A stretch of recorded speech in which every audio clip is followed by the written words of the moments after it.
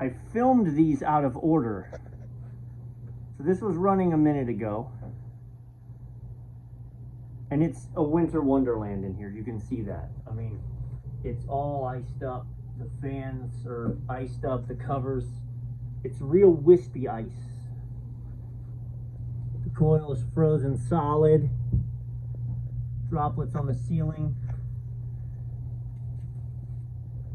So this kind of condition is not because it's the store calls and they're like, it's too cold. No, it's because there's too much moisture. There is moisture getting into the room, and that's what's causing the problem. So it's drawing the moisture from the air into the back of the fans, and then it's freezing up. And you can tell that again because this is a really gentle snow. This is not hard packed, frozen from the inside out. This is freezing from the outside in. So I put it in a defrost. It did stop. I was pulling 7.5 amps, looking at what's happening here. It looks like the frost heaters are running. I can feel my drain line is good. My drain line heater is good.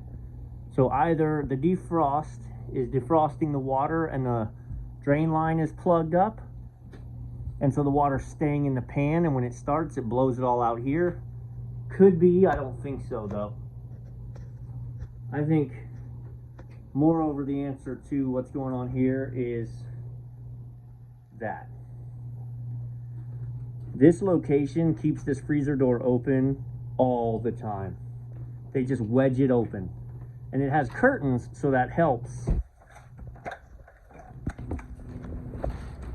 But even with the curtains, you can see the edges are open.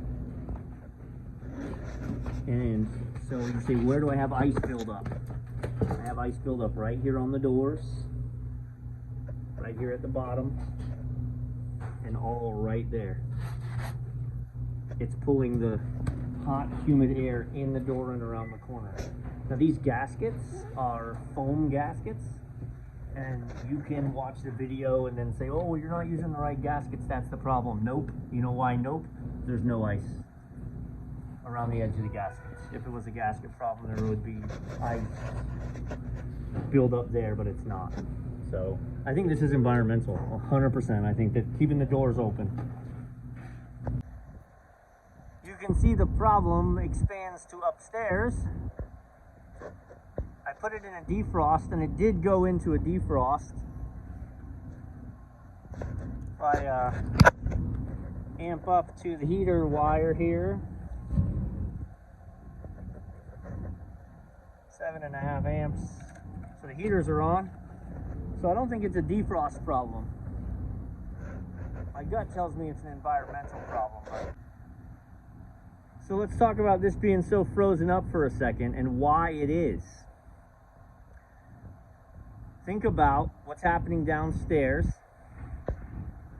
Pardon me, is the compressor is putting out hot vapor to the condenser in the back. It runs through that fan through the coils, and then it is a condensed liquid, right? So it's still a high pressure liquid, generally above ambient, and then it's running down through the liquid line downstairs to the TXV.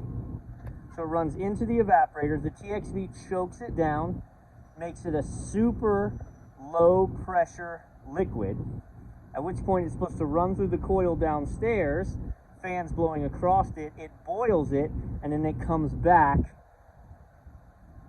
as a low pressure vapor, and then the compressor pressurizes it, makes it a high pressure vapor again. Well, you saw the ice buildup downstairs. This is just a byproduct of that. So we're choking down the Freon downstairs, turning it into, because this is a walk-in freezer. So we're pulling that to 10 below. You know, 15 below is what my actual pressure, I've got temperature probes on this stuff, and my line coming back, my suction line coming back was reading 15 below. That's because that is the temperature in there at the coil, and it doesn't get boiled off. So it doesn't boil off. It comes up here still as a liquid way too cold, freezes everything up because it's 78 degrees outside. So everything it touches, it freezes, and worse off, it's liquid slugging back to the compressor and damaging the compressor. So the takeaway from this is the restaurant is going to say it's no big deal, my temperatures are good, my freezer's okay, but them leaving their door open is causing the evaporator to freeze up, this to happen, and liquid to slug back. That's intriguing because I put it in a defrost, which should have lasted for 25 minutes, and it's been like maybe 10.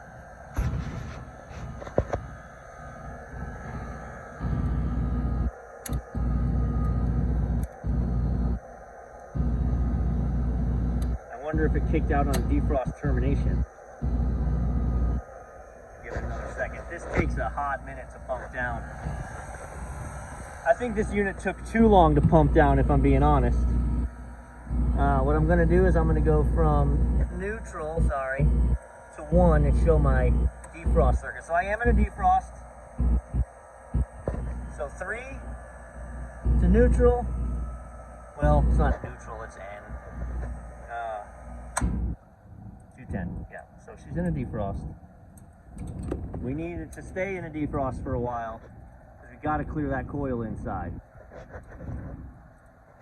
But yeah, where I was at is, yeah, what's the harm in leaving the door open? That $1,000 compressor, it's not meant to pump liquid. It's pumping liquid because the coil's frozen up. All right, so back inside. So defrosters are definitely working. The drain line, this drain pan is empty. I have my hand in there. So the drain pan is draining. So more confirmation that it's not a water buildup issue from that. That's cute. Yeah. We got to get all this moisture out of the box. It's just going to freeze up again. But yeah, we'll keep running with the defrost. So here's sensors. We've got a monitoring system in place. Again, this little plug not being in place anymore doesn't help. Anywhere humidity can get into this box is a problem. But the lion's share definitely coming from the doors.